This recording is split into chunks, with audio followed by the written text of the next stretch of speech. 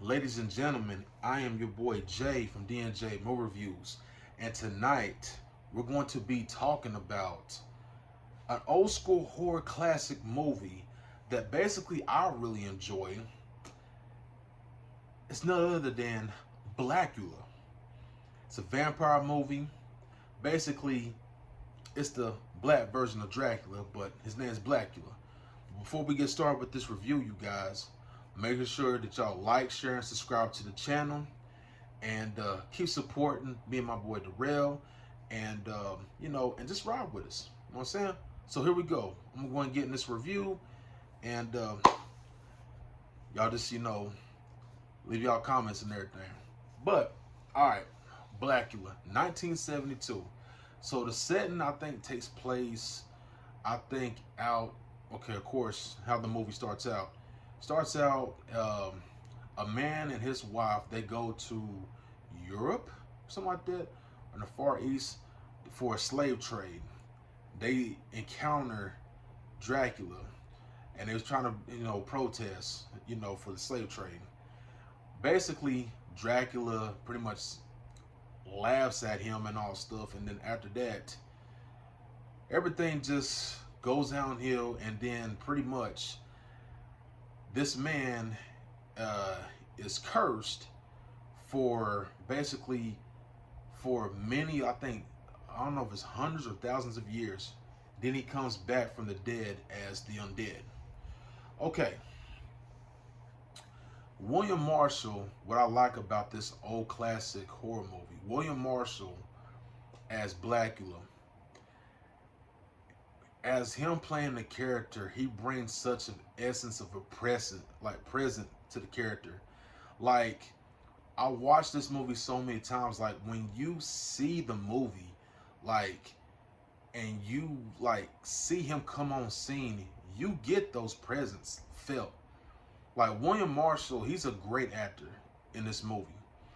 Like, he really does. Like, the dialogue, for me, the dialogues, they hit and everything.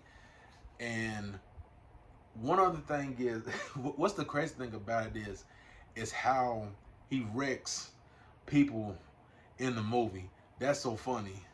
Like, when he's fighting people that's trying to encounter with him and all stuff, he just knocks them out with one punch and everything. They knock him out and then toss them to like a wall. I thought that was funny. This is the old school classic horror, by the way. But anyway, yeah, William Marshall, he's brilliant as a vampire in this movie, and definitely and this is what I love about classic old, horror movies. When you have your main character that's basically, the person that you want to, pretty much that you see on screen, that's playing this character that's evil, you have to basically have him or she have a lot of screen time. That's the reason why in the Blacula movie, it definitely worked, because William Marshall, he's legit. He's really, really legit. And I love him. I love him for all the stuff that he does. So in the movie,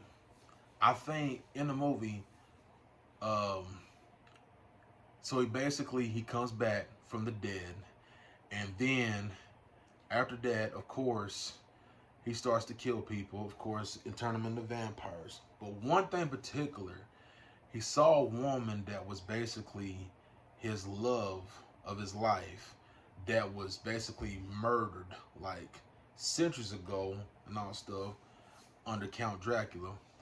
And pretty much he's with this woman the whole time because he wants to be with her. He tells her everything about what happened back in the past and everything in that time, in that setting. And he's been cursed all these years. He's been enslaved all these years. Pretty much when you think about it, I don't think, even though yes, Blacula is a bad person, but honestly, I could see, you know, parts of the character that, you know, towards the end of the movie and everything, even though you know that he changed, he said, my sweet Luva, he said, forgive me, this is the only way. And he bites her. And then after that, of course, she gets a stake through her heart. You can also, you know, understand that the character that he, you know, I really do feel like Blacula, he wasn't, there was some parts where I feel like he was humanized, even though he's evil.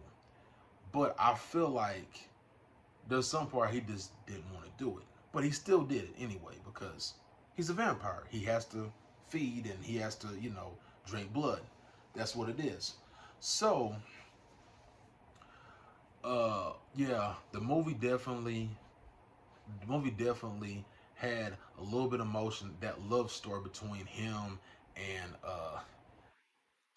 I think Tina. That's what her name is. Girl's name is Tina. But she reminded him of his sweet Luva that was married back. You know, he's married to back, like I think like hundreds of years ago. So yeah. So and that's basically played a big part in the movie. Um, what else that I like about William Marshall is the dialogue. Like honestly, like him having that big bass voice and everything, that dialogue, like he just like was just nailing it. And you can tell like he was. Here's the thing about it, even like again, it's an old classic horror movie. When you see him and everything, you can tell Homeboy's got some like swag. As a vampire, he really does. Homeboy has like he really does have that, you know, that swagger to him. Like and how he can just basically just, you know, sweet talk anybody who he wants to and and that's it. But yeah, William Marshall, he's you know he's an icon. I love him in this movie, and he's great for what he does. But that is my review on Blacula, the 1972 movie, old classic horror movie. So post your comments down below. Let me know what y'all think about my review about Blacula. And this is your boy Jay from D&J Movie Reviews.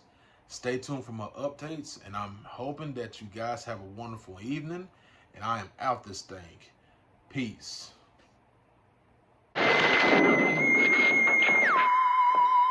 Good evening, gentlemen. I say, were you looking for me?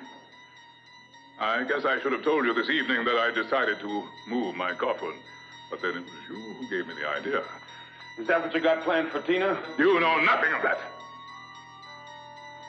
Tina's life means more to me than my own. Does it? I could dispense with you now, Doctor. But I have a rather urgent appointment elsewhere.